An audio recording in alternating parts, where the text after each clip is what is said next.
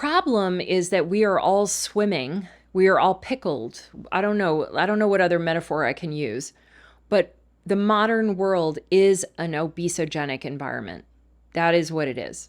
And it comes in all kinds of ways. This is why the idea of healthy choices is just like, if you just make better choices, is ridiculous. The truth is, all sorts of the problematic food comes in all sorts of ways, but one of the most potent is through other relationships.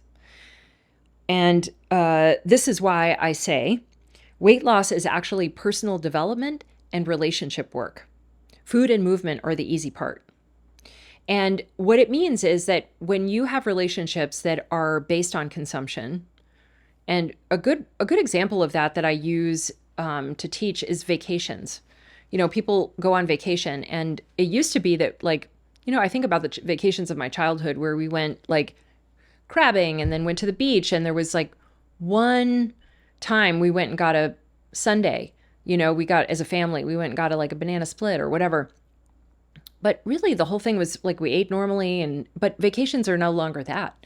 Now you're in a situation with friends, and it's drinking all day, and it's this at night, and blah, blah, blah.